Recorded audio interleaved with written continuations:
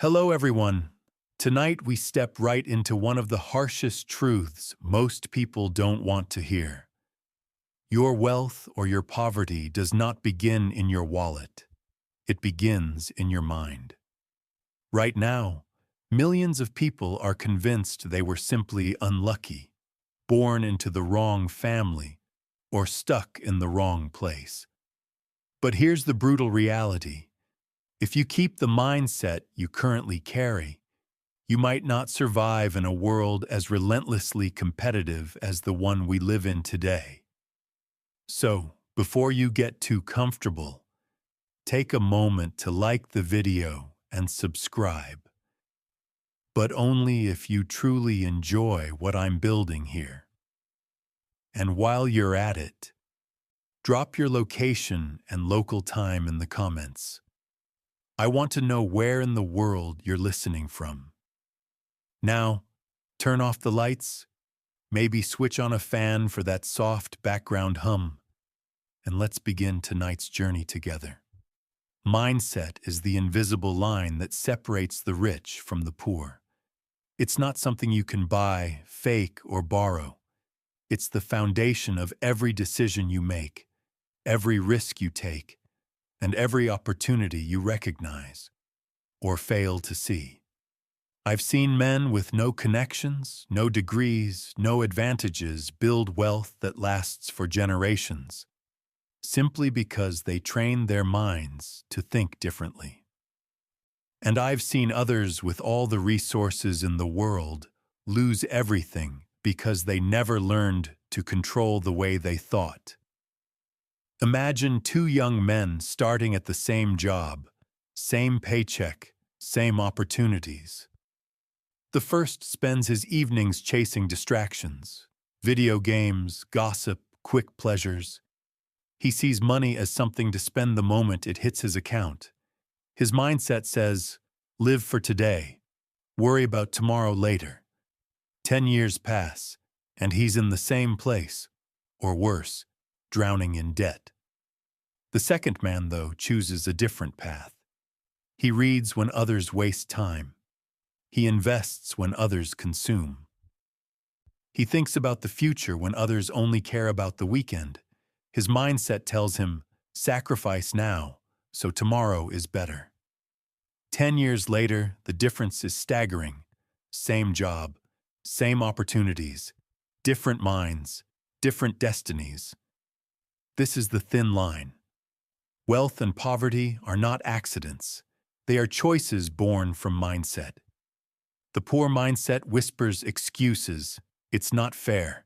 The system is against me. I'll never catch up. It loves to shift blame and wait for miracles. The rich mindset, on the other hand, is not about arrogance. It's about responsibility. It asks, what can I control?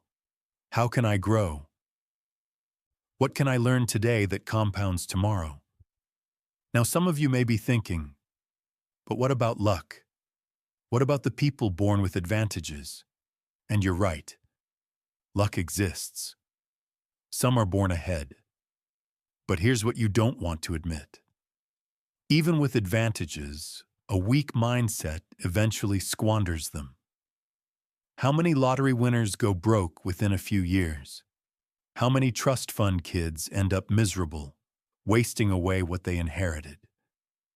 The truth is simple.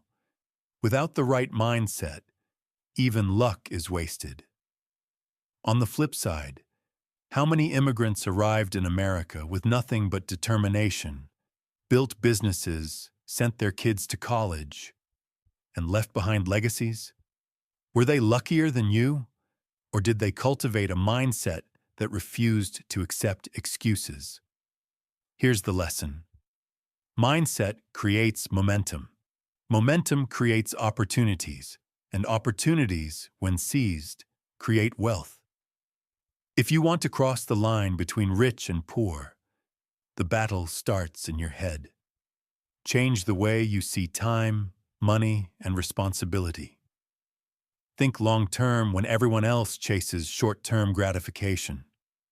Train yourself to stay calm when others panic. teach your mind to look for solutions instead of excuses. And this is not philosophy, it's practical. Starting today, you can rewire your mindset by asking one question every time you face a decision. Does this choice move me closer to wealth or keep me stuck in poverty? Spend recklessly, skip discipline, ignore learning. That's poverty thinking. Save, invest, build habits. That's wealth thinking.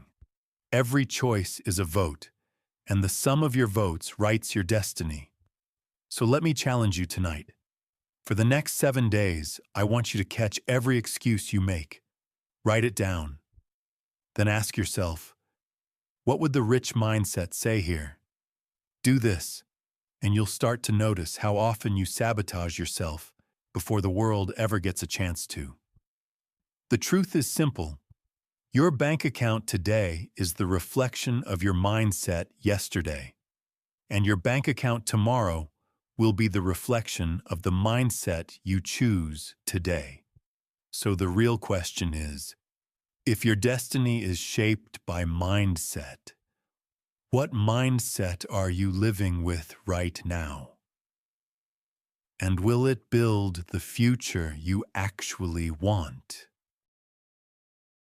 There is a razor-thin line that separates the rich from the poor, and nowhere is that line sharper than in how each side values time. Money can be lost and rebuilt. Reputation can be damaged and repaired. But time, once gone, is gone forever. The wealthy know this. They treat every hour as capital. The poor squander it as if tomorrow will always arrive on schedule. Picture the day as a bank account. At midnight, everyone, rich or poor, receives the same 24-hour deposit. You cannot carry the balance forward. You cannot borrow from tomorrow. By nightfall, the account is empty. The difference between wealth and poverty is not who receives more hours, but who invests those hours and who lets them evaporate. This is the thin line. The poor live as if time is cheap, while the rich live as if it is priceless. Cross to the wrong side, and you spend your life broke in both money and spirit. Stay on the right side, and time itself becomes the engine of wealth. Think of two people leaving work at 5 o'clock. One collapses into the couch, lost in a haze of television and scrolling. His hours bleed away silently, nothing to show for them. The other sits down to study, to plan, to build. He treats those same hours as deposits into his future. A decade later, their lives tell the truth. One wonders why nothing has changed. The other lives the life he once only dreamed of. The rift between them was not talent, nor luck. It was the line drawn by time. The poor argue, it's just one night, just a little distraction. But just one night multiplied becomes hundreds of wasted hours each year, thousands over a decade. Poverty is rarely a sudden collapse. It's the slow accumulation of wasted time. The wealthy see this clearly. They guard their hours as if their lives depend on it. Because they do. Of course, there is a place for rest. Rest restores strength. Waste drains it. The line is not between work and sleep. It is between purposeful rest and careless escape. One side builds energy. The other side robs ambition.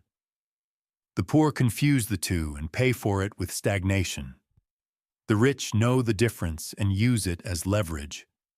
Opportunities, too, are bound by time. A door opens, and if you hesitate, it closes. The wealthy understand this. They prepare in advance so that when the rare chance appears, they act quickly. The poor delay, doubt, or distract themselves until the moment is gone. They call it bad luck, but it was simply their mismanagement of time. This is why wasted hours are so dangerous. Every hour thrown away is interest lost on the compounding of your potential. Every hour used wisely is a seed planted in the soil of the future. Over years, that compounding creates a gap so wide it feels like destiny, but it was never destiny. It was choice. Here's the challenge. Reclaim just one wasted hour each day. Don't pretend you don't have it. You do. Trade an hour of distraction for an hour of investment in yourself. 7 hours a week. 30 hours a month. Over 300 hours a year. Do this for 5 years, and you'll have built the difference between mediocrity and transformation. The thin line between rich and poor is not measured in dollars. It is measured in hours. Those who waste them drift into regret. Those who invest them build freedom. So ask yourself, which side of that line are you standing on tonight? Most people don't fail because they lack intelligence. They fail because they can't control themselves. They make promises to save money, then break them the moment temptation appears. They swear they'll work out tomorrow, but tomorrow never comes. They commit to reading, studying, learning, but comfort and distraction always win. This is the quiet difference that grows over time. The poor live by impulse, the rich live by discipline. Discipline is not glamorous. It doesn't shout.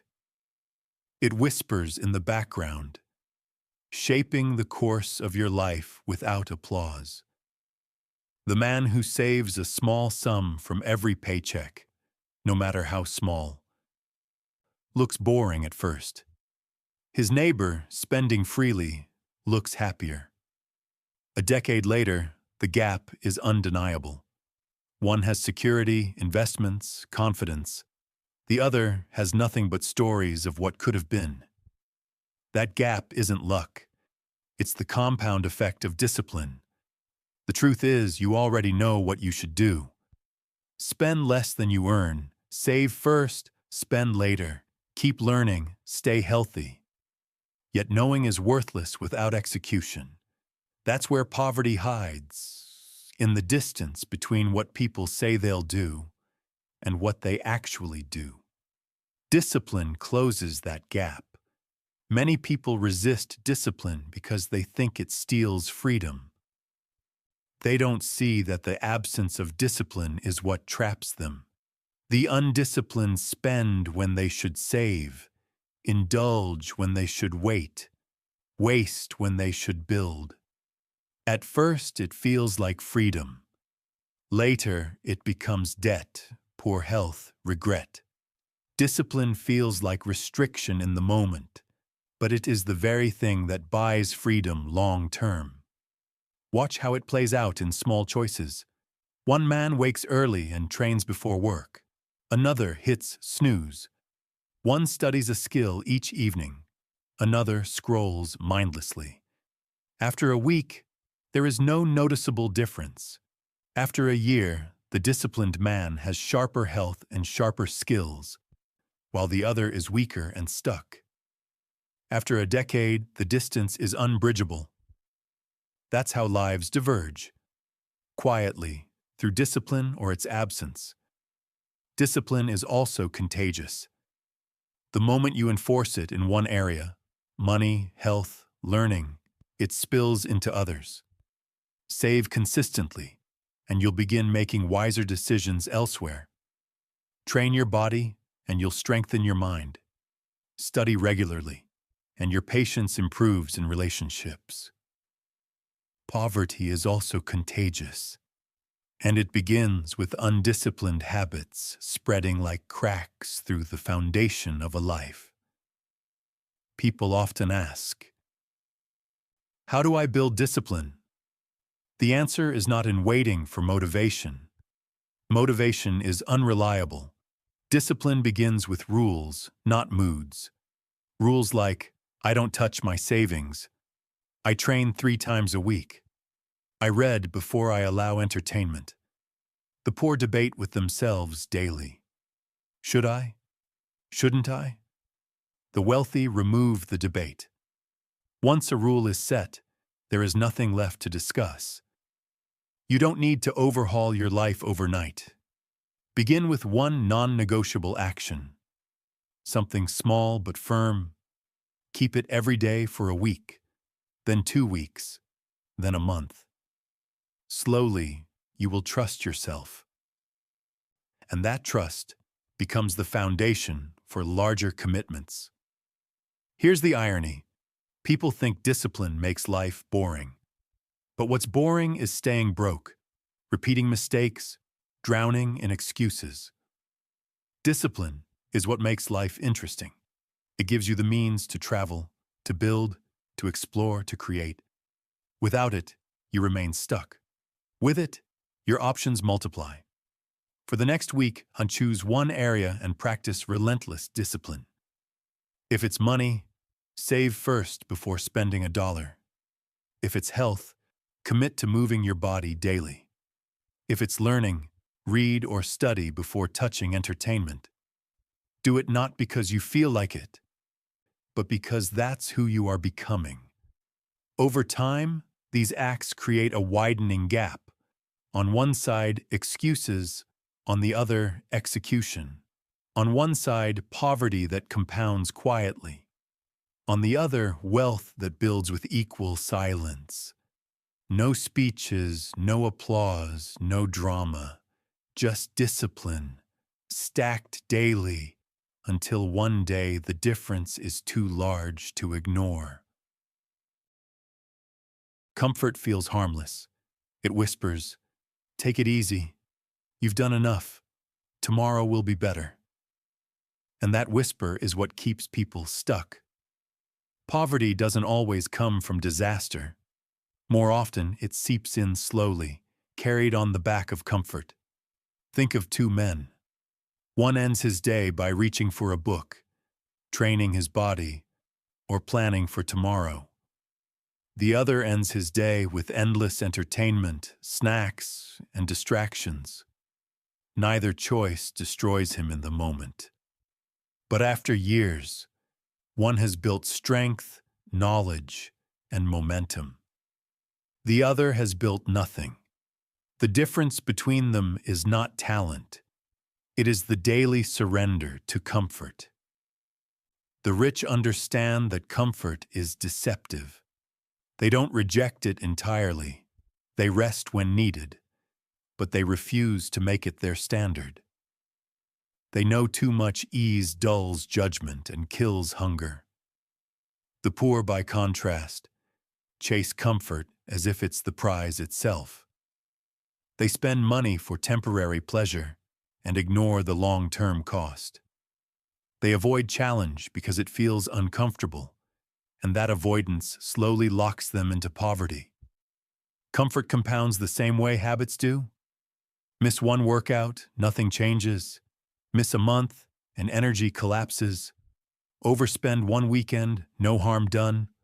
Overspend for years, and debt suffocates you. Comfort doesn't ruin you in a single moment. It corrodes you slowly, quietly, until the damage feels permanent. Look at families who inherit wealth. Often the first generation builds it through sacrifice and risk. The second generation enjoys it. By the third, comfort has softened discipline, and the fortune is gone.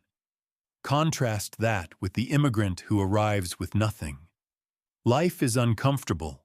Long hours, low pay, constant struggle. But discomfort becomes the forge. Through it, they save, endure, and rise. Comfort decayed one fortune. Discomfort built another. Here's the hard truth. Comfort is not freedom. Freedom comes from choices, having the resources and strength to design your life. Comfort is a trap disguised as reward. It lulls you into thinking you've arrived, when in fact you've stopped moving forward. So how do you resist the pull? You learn to choose discomfort deliberately, not misery, not suffering for its own sake, but the kind of discomfort that stretches you. Waking earlier than you want, training when you'd rather rest, saving when you'd rather spend, having the hard conversation instead of avoiding it. Each act of chosen discomfort builds resilience. Each act of surrender to comfort weakens you. Here's your challenge. For the next 7 days, strip away one empty comfort. Cut an hour of scrolling. Skip the unnecessary purchase. Get up with the first alarm.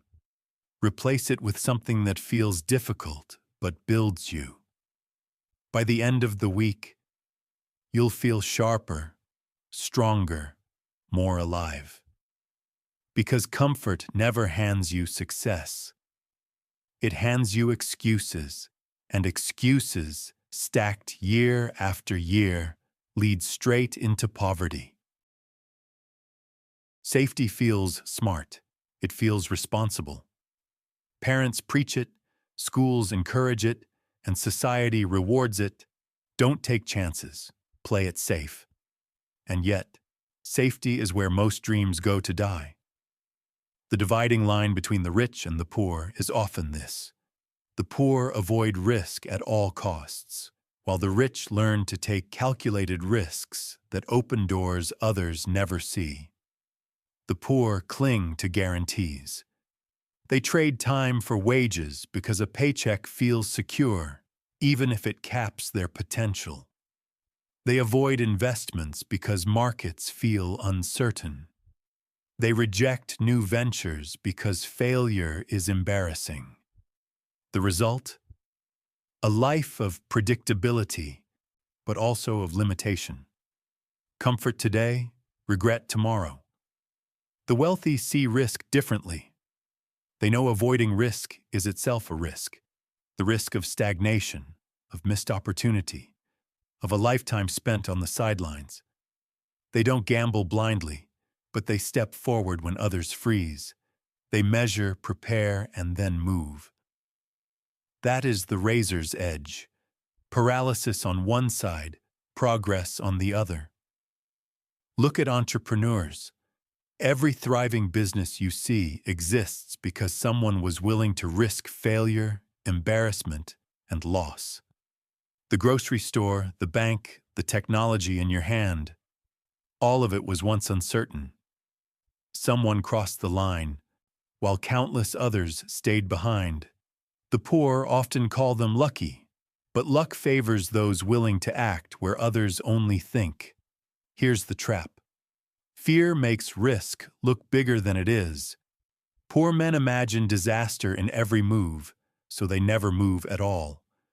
Rich men know that most risks are survivable. You lose money? You can earn it again. You make a mistake? You can learn. What you can't recover is the opportunity that passed while you stood still. Does this mean every risk is wise? Of course not. That's where discipline comes in. The poor confuse recklessness with bravery, throwing money into schemes, chasing shortcuts. The wealthy take risks with rules, only in areas they understand, only with preparation, only with margins of safety. The poor swing wildly. The rich strike carefully. That is why one loses everything, while the other compounds steadily upward. Think of 2 employees offered a promotion in another city. One clings to the comfort of home, fearing the unknown. The other embraces the move, knowing it's uncomfortable but also a chance to grow. Years later, one is in the same position, complaining of being overlooked. The other has built a career, wealth, and network. Same opportunity, different choice at the line of risk. Your challenge. Ask yourself where fear has been holding you back. Is it the investment you've delayed? The business you've avoided? The conversation you refuse to have? Write it down. Then take one small, deliberate step into that risk. Not reckless, not blind, just one move across the line of fear. Because here's the truth. Risk never disappears.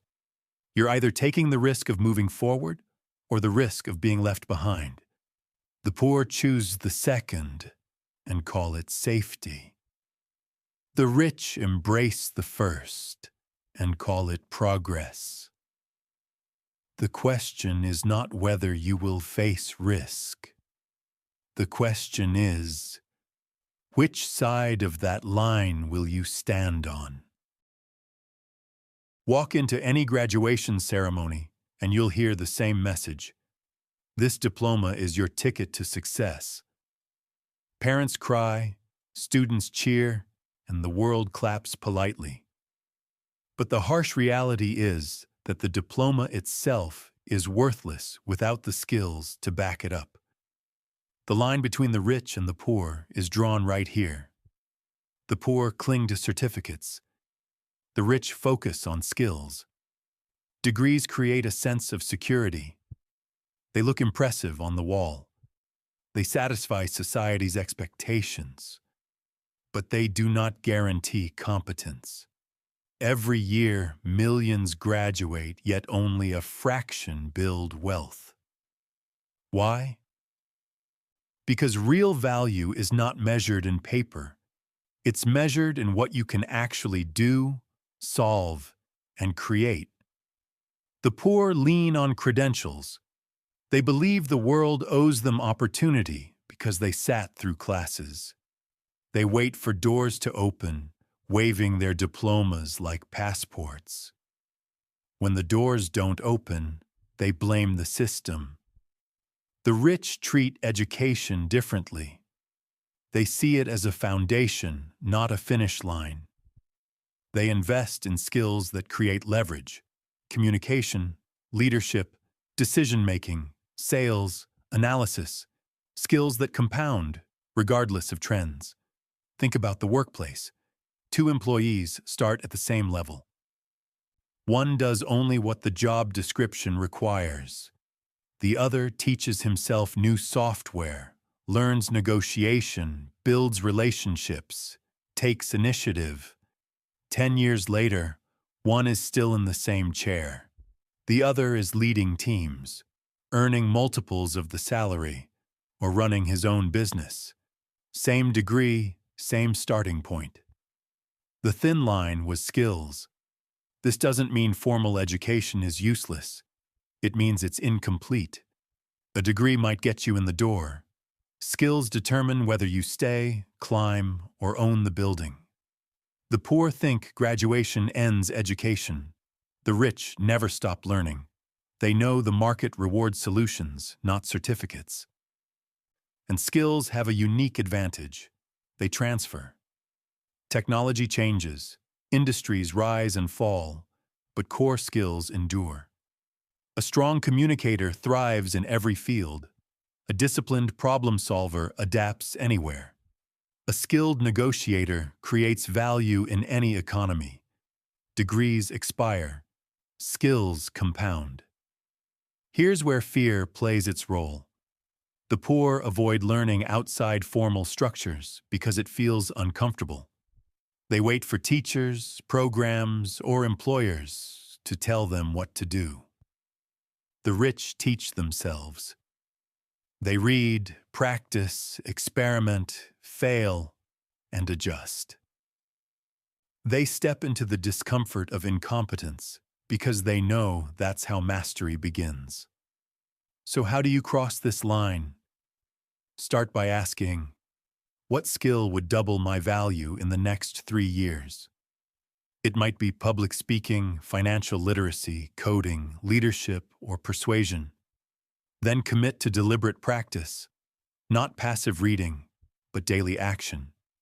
Join groups, seek feedback, take small risks that force growth. Your challenge: pick one skill that intimidates you and commit to building it for the next 90 days. Forget perfection. Focus on steady progress. Track your hours the way you'd track dollars, because skills are deposits that compound. The truth is brutal. The poor wave degrees, hoping someone will notice. The rich wield skills that no one can ignore. Which side of that line will you choose to stand on? Walk into a room full of successful people, and you'll notice something. They rarely stand alone. Deals are made in conversations. Opportunities appear through introductions, and wealth grows faster in circles than in isolation. This is another razor-thin line between the rich and the poor. The poor see relationships as casual. The rich see them as capital. The poor treat their circle as entertainment. They surround themselves with people who waste time, complain, or drag them back into comfort. Their conversations revolve around gossip, distractions, or excuses. Nothing grows there. The rich are intentional. They build circles where ideas flow, opportunities emerge, and accountability is enforced. One circle keeps you trapped, the other pulls you forward. Think about your own life. How many times have you heard someone say, "It's not what you know, it's who you know"? That statement is often misunderstood. It doesn't mean knowledge is useless. It means knowledge spreads and multiplies faster through the right people. A single introduction can change a career. A single mentor can shave years off your learning curve. A single partnership can multiply your impact. The poor underestimate this. The rich rely on it. This doesn't mean using people. It means creating value. The wealthy know relationships are an exchange. They bring something to the table: skills, resources, perspective, and in return, they gain access, opportunity, and leverage. The poor often approach relationships with a handout, asking before giving, taking without creating. That mindset ensures they remain on the wrong side of the line. Imagine two young professionals. One shows up, does his job, and goes home. He believes hard work alone will get him noticed. The other does his job, but also builds connections.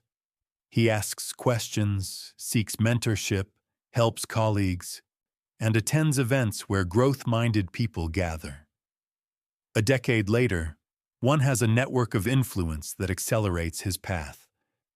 The other has little more than a resume no one reads closely. Same effort, different circle. Here's the uncomfortable truth. If your circle is weak, your future is weak. The poor defend toxic relationships because of history or comfort. The rich curate their circle with precision. They don't cut people coldly, but they know environment shapes destiny. A man surrounded by mediocrity will rarely rise above it. A man surrounded by ambition can hardly stay small.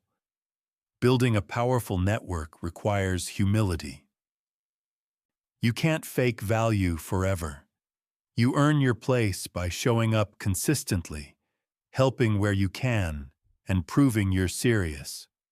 The wealthy know every room is an opportunity to listen, to learn, to connect. The poor waste rooms by waiting to be entertained. So how do you cross this line? Start by auditing your circle. Who drains you? Who sharpens you? Who is building and who is wasting? Then, deliberately place yourself in stronger environments. Attend events where you're the least experienced person in the room. Read so you can contribute intelligently. Offer value before asking for it. Relationships compound like investments. Start early, nurture them, and they will pay dividends you cannot calculate.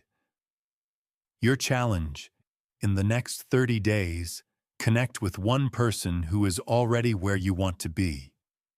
Not to ask for favors, but to learn, to listen, to add value if you can.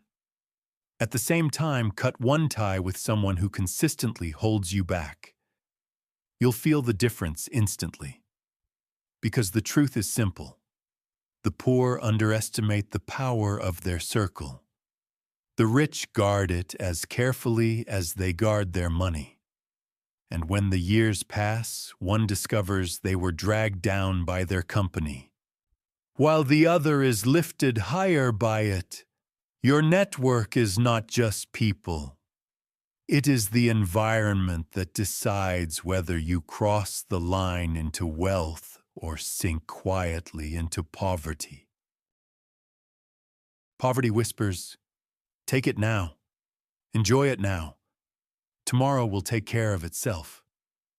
Wealth whispers something different. "Wait. Build. Sacrifice now so you can enjoy more later." The thin line between the rich and the poor is often nothing more than this: impatience on one side, patience on the other. The poor crave immediate pleasure. They see money as something to be spent the moment it arrives.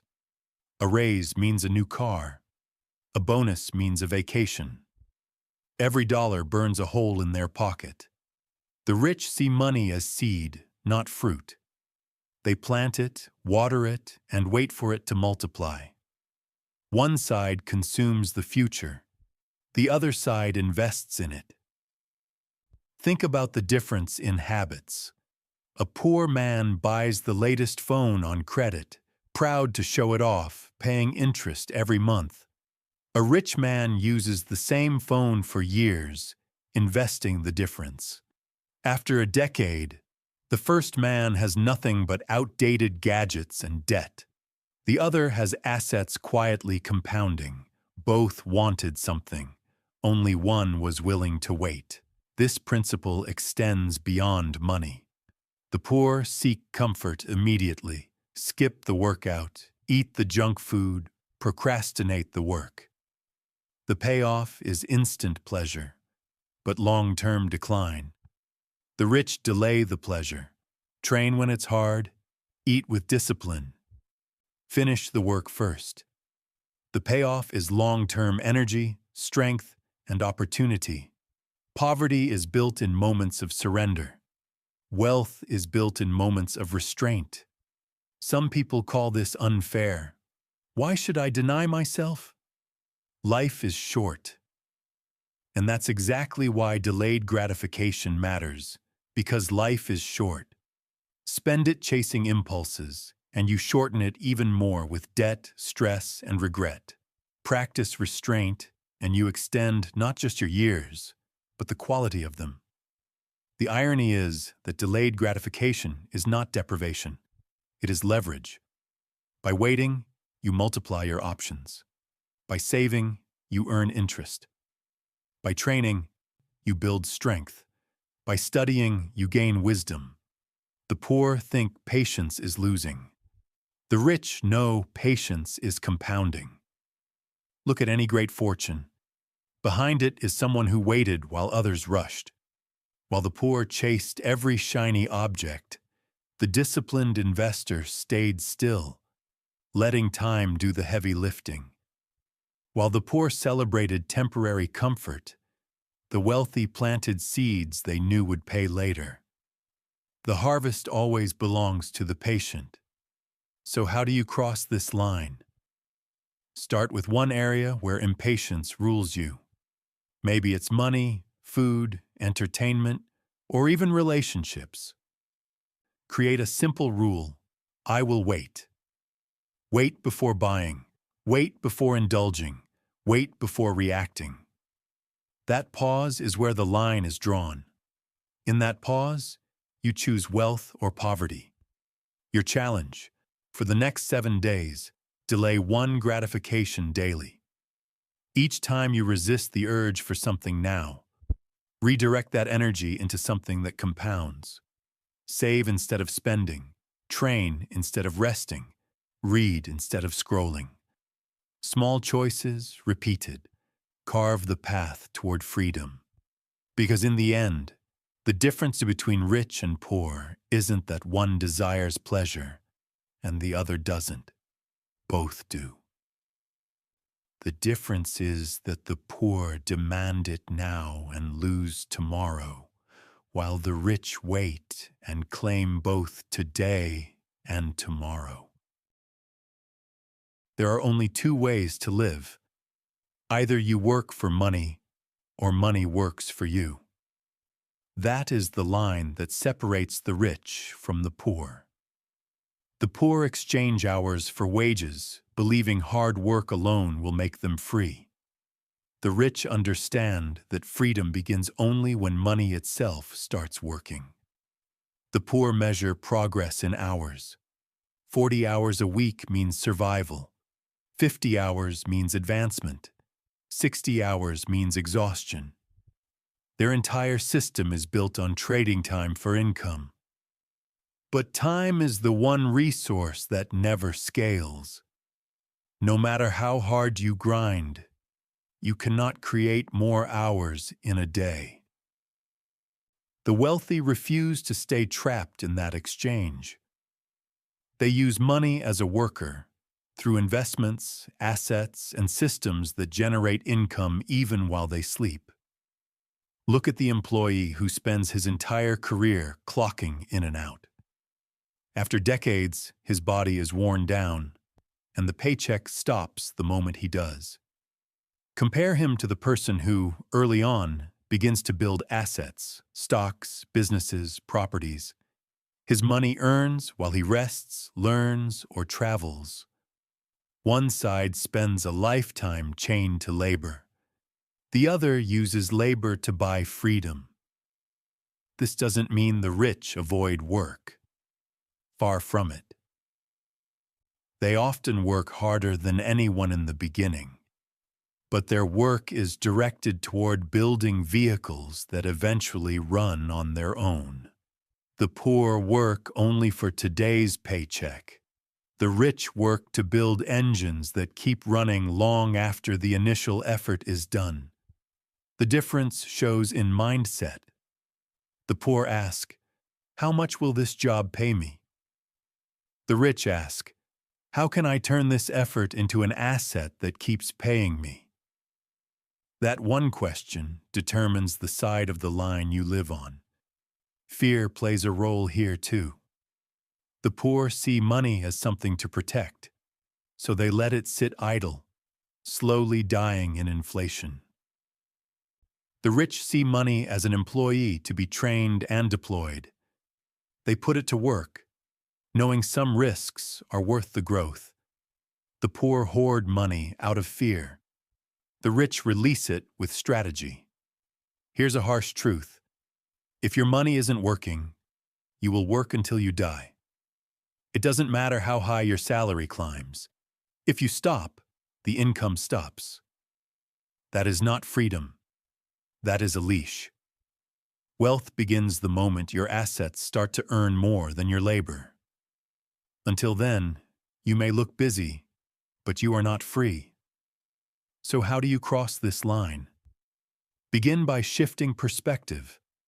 Stop asking how to earn more hours of pay. Start asking how to convert today's pay into tomorrow's passive return. Learn investing. Build skills that scale. Start small projects that can grow beyond your direct effort. Every dollar you save and invest is a soldier. Send it to work. Let it bring back reinforcements. Your challenge. This week, take $1 you would have wasted and put it to work instead. Buy an asset, not a liability. Plant a seed instead of consuming. It may feel insignificant now, but over years, those choices multiply. That is how ordinary incomes become extraordinary wealth. Because in the end, the poor spend a lifetime working for money they can never keep. The rich build systems so money works harder than they ever could. That line is clear. The question is which side you will stand on. Slave to wages or master of capital. Most people think wealth is about intelligence, luck, or opportunity. In reality, one of the sharpest lines between the rich and the poor is emotional control. The poor let feelings drive their choices. The rich make feelings obey their decisions. Look at how emotions play out with money. Fear drives the poor to sell in panic when markets drop, locking in losses. Greed drives them to chase bubbles when prices soar, buying high and losing everything when the bubble bursts. The wealthy feel the same emotions, but they don't let them dictate action. They remain calm when others panic, patient when others rush, and disciplined when others lose control. This difference shows up everywhere. The poor lash out in anger and burn relationships. They drown sadness in consumption, shopping, drinking, distractions, digging the hole deeper. They let excitement push them into reckless choices. The rich recognize the surge of emotion, but pause before acting. That pause is the line. Cross it, and you're in control. Ignore it, and you're controlled. Emotional discipline doesn't mean coldness. It means balance. The wealthy aren't robots. They feel fear, temptation, frustration, but they've trained themselves to respond with reason. They understand that temporary feelings often sabotage long-term goals. The poor let one heated moment derail years of progress. The rich let principles overrule impulses. Consider two investors. A poor man checks his account daily, his mood rising and falling with every fluctuation. In fear, he sells at the bottom. In greed, he buys at the top. Over time, his wealth shrinks. A rich man checks less often, guided by strategy instead of panic. He buys when value is clear, holds when noise surrounds him, and sells only with purpose. Over time, his wealth compounds. Both had access to the same market. One lost because of emotion. The other gained because of control. This extends beyond finance. In business, leaders who lose their temper drive away teams. In families, parents who can't control stress poison the household. Emotional weakness multiplies poverty, not just in money, but in trust, reputation, and opportunity. Emotional strength multiplies wealth in all those same areas. Some resist this truth. But I can't help how I feel. No, you can't control the surge of feeling, but you can control the choice that follows. That's the distinction. The poor confuse feelings with commands. The rich see feelings as signals to be interpreted, not orders to be obeyed. So how do you cross this line? Begin with awareness. Notice the moments when feelings rise. Fear before a decision, anger before a response, desire before a purchase. Create space between emotion and action. Breathe. Delay. Ask if this choice aligns with your long-term plan. That space is the training ground for control. Your challenge. For the next 7 days, delay every emotional reaction by 60 seconds. When tempted to spend, wait 1 minute. When ready to argue, wait 1 minute. When fear pushes you to quit, wait 1 minute. That single pause separates instinct from intention. Practice it, and you will begin to build emotional strength. Because the truth is this: the poor lose fortunes, relationships, and years of their lives because they let emotions rule. The rich build fortunes, protect relationships, and shape their futures because they rule emotions instead. One side is chaos disguised as freedom. The other is mastery disguised as calm. Which side of that line are you living on? Poverty is not always the result of bad luck. More often, it's the result of bad habits.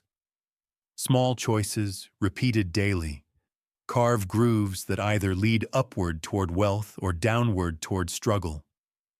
The difference rarely feels dramatic in the moment. But over years, those habits separate the rich from the poor with surgical precision. The poor underestimate the weight of habits. They hit the snooze button once, spend impulsively once, skip a workout once. Each act feels harmless, but repetition cements patterns. Sleeping late becomes normal. Spending becomes uncontrollable. Laziness becomes identity. Poverty does not fall from the sky. It accumulates through habits. The rich see habits as compounding assets. They wake early, read daily, save consistently, exercise regularly.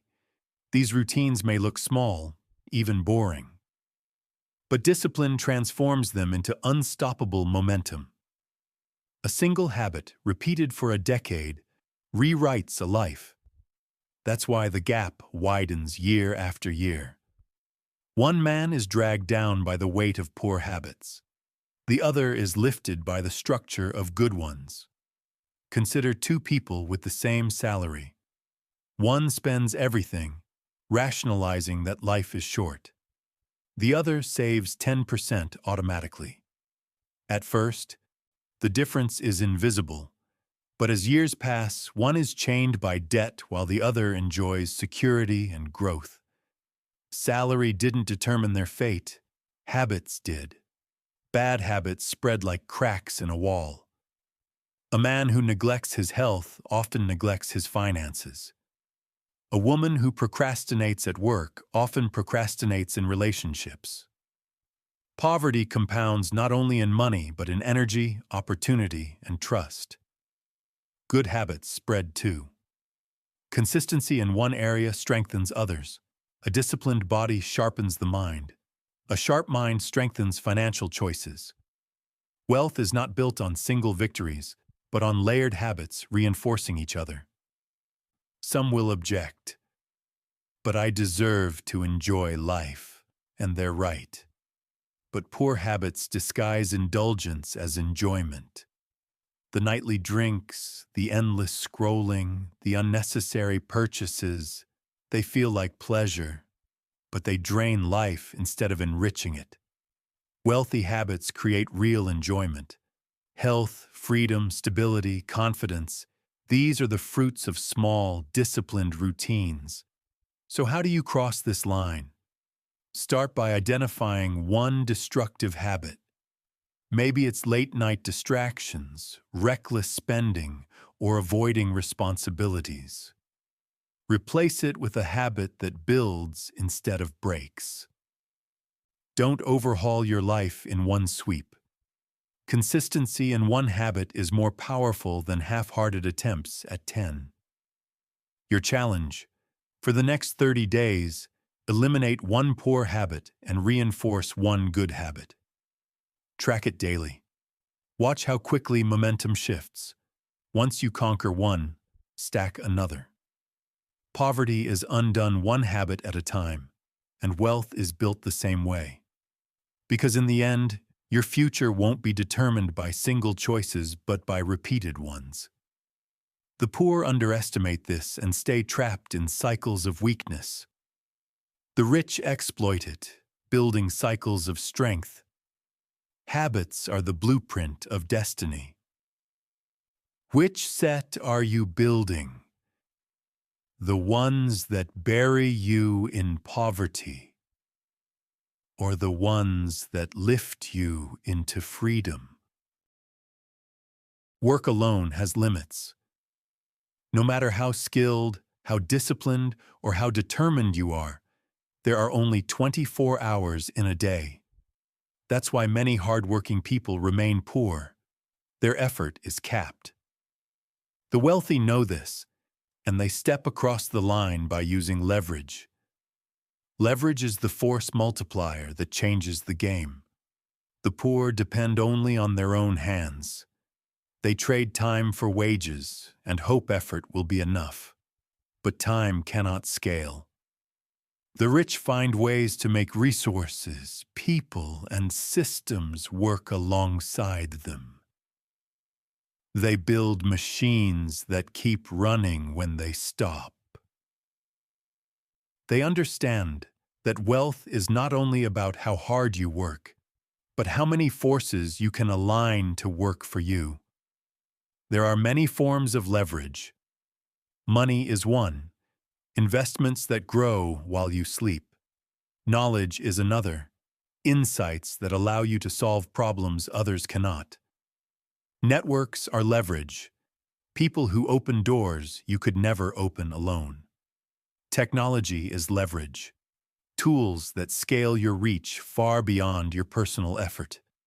The poor ignore these levers, content with their limited strength. The rich pull them relentlessly, multiplying output far beyond individual capacity. Think of a single worker starting a small shop. Alone, he earns only as much as he can physically produce. But if he hires help, trains them, and builds systems, his reach multiplies. If he then uses technology, marketing, automation, tools, his reach multiplies again. The poor call it luck. The truth is that leverage turned one man's effort into the work of many. Some people resist this. But I don't have resources. I don't have people to help me. That's exactly why the poor remain poor. They wait for leverage instead of building it.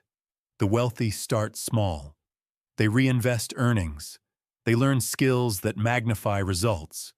They use free tools, build connections, create systems. At first, the leverage is small. Over time, it compounds into empires. Leverage also requires mindset. The poor cling to control. If I want it done right, I must do it myself. The rich let go of that fear. They delegate, automate, invest, and trust systems. They know perfection isn't the goal. Scalability is. By refusing to release control, the poor trap themselves in endless labor. By embracing leverage, the wealthy escape the limits of time. So how do you step across this line? Begin by asking, where am I working alone when I could be multiplying? Maybe it's automating a small task, outsourcing work that drains you, or learning a tool that saves hours. Maybe it's investing instead of letting cash sit idle. Maybe it's building a network instead of staying isolated. Each act of leverage buys back time and compounds results. Your challenge: identify one area of your life this week where leverage could apply. Replace raw effort with smarter force.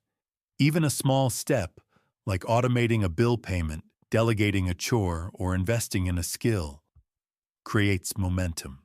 Multiply that mindset across years, and you'll see how leverage transforms ordinary effort into extraordinary outcomes. Because the poor work endlessly, chained by time.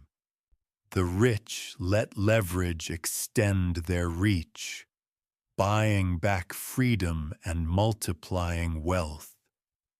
That is the line. And once you cross it, the game will never be the same. Opportunity doesn't knock politely and wait for you to get ready. It appears suddenly without warning and vanishes just as quickly. The difference between the rich and the poor is how they respond in that moment. The poor hesitate, doubt, or delay. The rich act. That hesitation or that decision is the thin line that separates wealth from regret. The poor often say, "I'll do it when I'm ready. I'll try when I have more time, more money, more confidence." But life doesn't pause for their convenience. While they wait, the window closes. Someone else steps in, takes the chance, and changes their future. The poor then call it luck, never admitting it was their own delay that cost them. The wealthy know preparation and action must work together. They prepare constantly, reading, training, building resources, so that when opportunity shows itself, they are ready to move. They don't wait for perfect conditions because they understand those conditions never come. They seize the moment and adapt along the way. Think about business. A poor mindset sees a new venture and says, "It's risky. Let's wait until it's safer." By the time they gather the courage, the market is saturated. The profit's gone. A wealthy mindset sees the same venture, calculates the risk, and takes the leap while the field is open. Years later, one is still waiting, the other is thriving. This isn't recklessness, it's speed with strategy. The poor confuse waiting with wisdom. The rich know wisdom is acting quickly when the odds are in your favor. Opportunity is like a train. It arrives, it waits for no one, and if you miss it, you don't get to argue with the schedule. Hesitation is costly. In investments, it means missing the chance to buy when prices are low. In careers, it means staying in the same role while others climb. In life, it means clinging to excuses until time itself runs out. Every missed opportunity compounds into years of lost progress. So how do you cross this line? First, accept that opportunity is temporary. Treat it like perishable goods. It spoils if not used. Second, prepare yourself daily so that when chances appear, you don't waste time doubting. Build skills, save money, expand your network. Those are the tools that allow you to act quickly. Third, train yourself to decide. The poor are paralyzed by endless analysis. The rich decide, commit, and adjust. Your challenge: when an opportunity appears this week, big or small, say yes before fear talks you out of it. Join the project, make the call, start the idea. Even if imperfect, the act of moving shifts you across the line where momentum lives, because opportunity doesn't care if you're ready. It rewards those who are willing. The poor keep waiting for the right moment and stay poor. The rich act in the moment and let that action create wealth. Excuses feel free when you make them. I don't have time. I don't have money. I don't have the right connections. The words roll off the tongue and lift the weight of responsibility, at least for the moment. But here's the brutal truth. Excuses are not free. They are the most expensive debt you will ever carry. Every excuse costs you opportunity, progress, and freedom. Over a lifetime, they cost you everything. The poor live on excuses. They explain why they can't save, why they can't learn, why they can't take risks. Each excuse buys them temporary comfort, but the bill comes due in the form of stagnation and regret. The rich reject excuses entirely. They may acknowledge obstacles, but instead of explaining why something can't be done, they ask how it can be done. That single shift of mindset draws the line. One side builds solutions. The other side builds excuses. Excuses are attractive because they sound rational. A man says, "I don't invest because the market is uncertain." But markets are always uncertain. A woman says, "I don't start a business because I might fail." But failure is part of every business journey. The excuse pretends to protect you, but it quietly steals your chance to grow. Look closely at anyone who has built wealth. Their path is littered with obstacles: lack of money, lack of support, lack of certainty. The difference is that they didn't allow those reasons to become permanent excuses. They acted anyway. They failed, adjusted, tried again. Each refusal to excuse themselves became a brick in the foundation of success. Now look at those trapped in poverty. Their lives are also filled with obstacles, but instead of acting, they build narratives. If I were born rich, if I had more time, if the system were fairer. Each excuse becomes a chain. Over years, those chains grow so heavy they can no longer imagine life without them. Excuses compound like interest, but in reverse. One excuse costs you a week, another costs you a year. Over decades, the total is staggering. Meanwhile, accountability compounds too. Every time you reject an excuse and take action, you create momentum.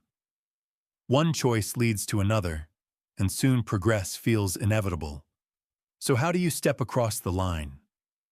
First, call your excuses by name.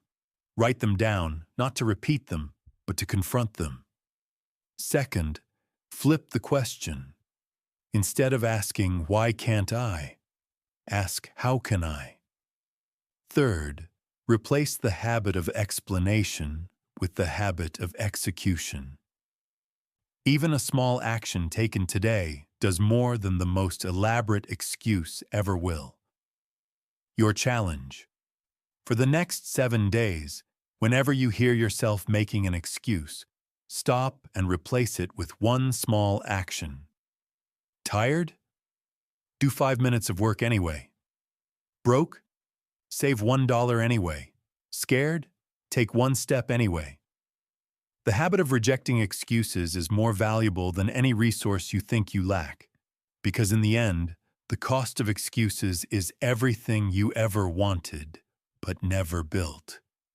The poor pay that cost daily until life itself is gone. The rich refuse to pay it at all because they know excuses are the tax of poverty. Wealth does not begin with money. It begins with mindset. A man who thinks poor will act poor, even if fortune briefly finds him. A man who thinks rich will act rich, even if he starts with nothing. Over time, those thoughts and actions carve the thin line between the rich and the poor. The poor believe wealth is external. Luck, inheritance, the economy, someone else's decision. Because they believe it's outside their control, they act passively. They wait, they complain, they hope. Their lives reflect that passivity. The rich believe wealth is internal. Discipline, choices, perspective, execution. Because they believe it's within their control, they act boldly, they move, they adapt, they create. Their lives reflect that ownership. Thinking rich does not mean daydreaming about yachts and mansions. It means adopting principles that guide action. The rich think in terms of value. How can I create more than I consume? The poor think in terms of entitlement. What can I get with the least effort? One mindset leads to service, innovation, and growth. The other leads to stagnation and resentment. But thought alone is not enough. Thinking rich must translate into acting rich. The poor say they'll save but spend anyway. They say they'll work but procrastinate. They say they'll change but repeat the same patterns. The rich align thought with action. If they believe in building for the future, they save today. If they believe in discipline, they practice it daily. Thought sets the direction. Action moves the feet. Consider the lottery winner. He suddenly has money, but not a rich mindset. Within years, it is gone, spent recklessly, wasted without purpose. He thought poor and acted poor, and poverty reclaimed him. Contrast that with the immigrant who arrives with nothing but carries a rich mindset.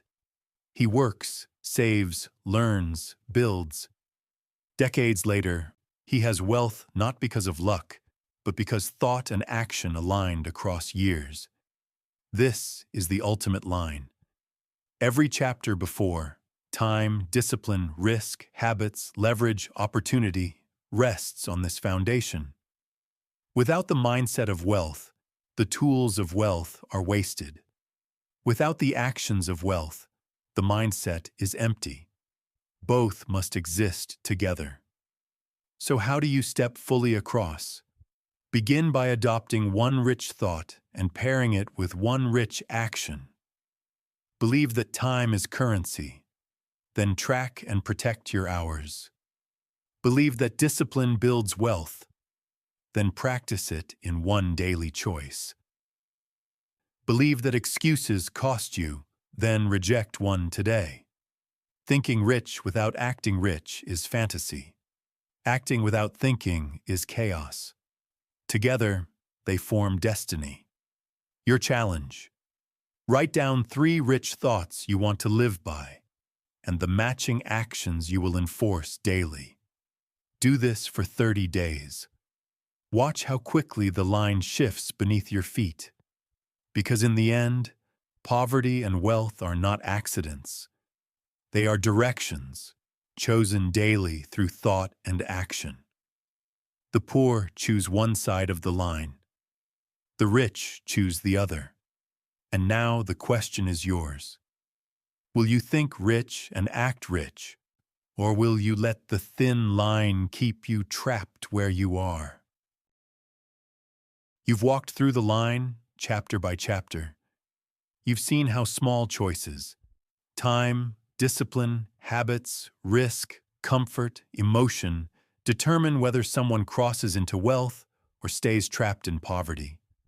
And if one truth echoes through every part, it is this: the line is thin. So thin that the difference between a rich life and a poor one is rarely about fate, luck, or inheritance. It is about mindset and the actions that follow it. The poor wait. They hesitate. They cling to comfort. They excuse themselves. They let emotions rule. They spend time and money as if both were infinite. And then they wonder why life passed them by. The rich move. They prepare. They act with discipline. They embrace discomfort. They master emotions. They guard time, multiply money, and leverage opportunities.